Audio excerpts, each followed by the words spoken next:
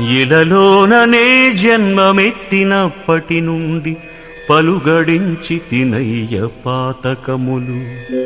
తెలిసి చేసితి కొన్ని తెలియజాలక చేసి బాధనుంది తినయ్య పద్మనాభ.